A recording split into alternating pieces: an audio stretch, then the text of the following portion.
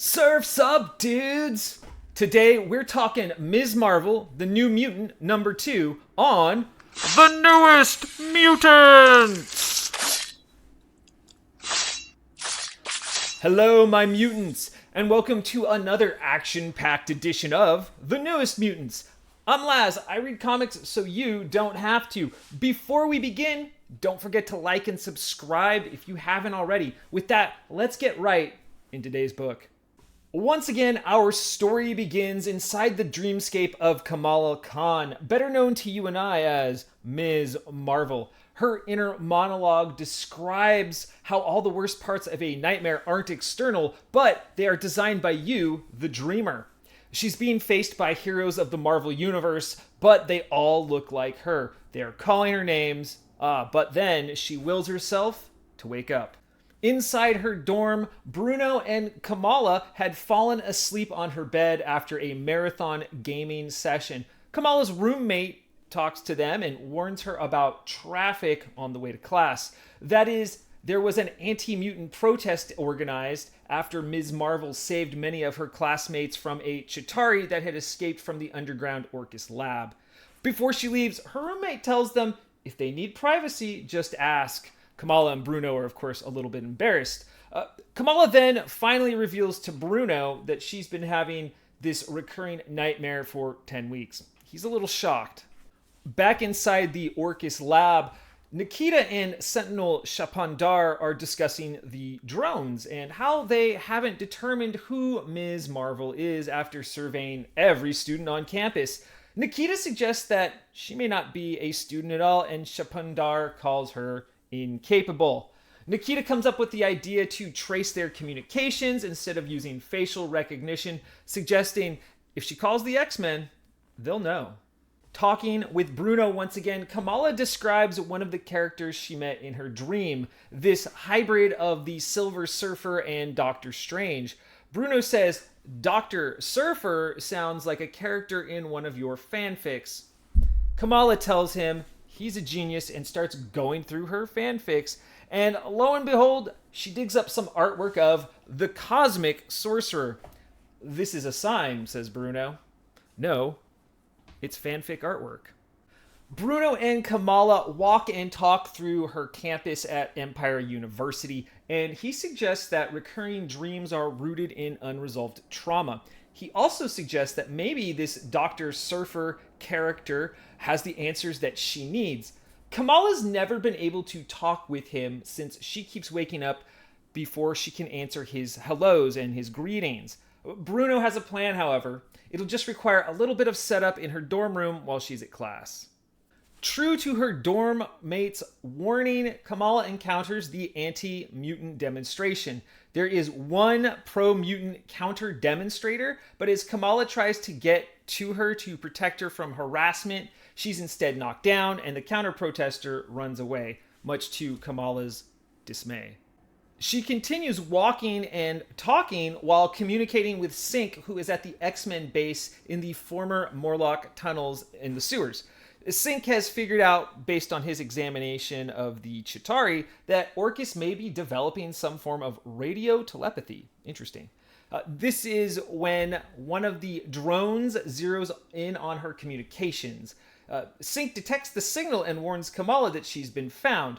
Kamala guesses correctly that their comms have been detected somehow and tells Sync to hang up so she can deal with the drone. However, it's a lot of drones. Ms. Marvel starts trying to capture these drones, but they reform themselves into Drone Voltron. A battle ensues, and Kamala is able to break the Drone Voltron apart, but when they all explode, Kamala didn't blow them up. Who did? It was Tony Stark in his new stealth suit. She's surprised to see Tony, but Tony says, happy wife, happy life. Kamala wants to see a married Tony. And so, Tony brings Kamala to the old Hellfire Club, where Emma Frost is waiting for her. Kamala is wondering if she's in trouble for blowing her cover. Emma said it was her first mistake, but she understands why she did it. She does tell her she looks fabulous, but once she wore that costume in public, she'll never stop getting hunted. Emma wants to have a one-on-one with Kamala now and sends Tony out of the room. She has a warning for her. Any mutant who comes out in the open will be crushed. Kamala doesn't understand. She's a Pakistani American Inhuman mutant. She's living proof that they can all coexist. Emma doesn't want her misplaced idealism killing her. She doesn't want to cradle another dead body. She's tired of doing that. It's 7 p.m. and we're now back at the Orcus Underground base. Sentinel Shapandar criticizes the destruction of Nikita's drones, but Nikita says they've pierced her scalp and Miss Marvel doesn't know it, meaning that they somehow got some sort of thing into her brain. Maybe that radio telepathy we were talking about earlier? It's now 7:01. Kamala arrives at her dorm just as her dorm mate is leaving, saying, "Room's all yours, Kamala." Kamala enters and Bruno has set up a bunch of scientific sleep equipment set up for to monitor her brainwaves while she sleeps. After some intense gaming and getting comfortable, Kamala finally goes to bed. Nikita, of course, has been waiting for this moment. And then we're back in her wildest dreams. Kamala is once again fighting for her life when Dr. Surfer, the cosmic sorcerer, appears. This time, Kamala responds to him and says, "Their journey awaits." "To me, my board," he cries. And they're off. And that's the book. Welcome now to the part of the episode where I thank you for hanging out with me this long, and I like to ask a question. Today's question: Dr. Surfer might be a fan fiction figment of Kamala's imagination, but what does he really represent? What unresolved trauma? Also, what if Dr. Surfer became real in the Marvel Universe? What kind of impact would a character of that magnitude have? Let me know how you feel in the comments. With that, let's see who created this book. And let's give credit where credit is due. First, check out this cover by artists Sarah Pichelli and Matthew Wilson. It's really cool. Nice art depicting Ms. Marvel as a member of the X-Men. Very cool.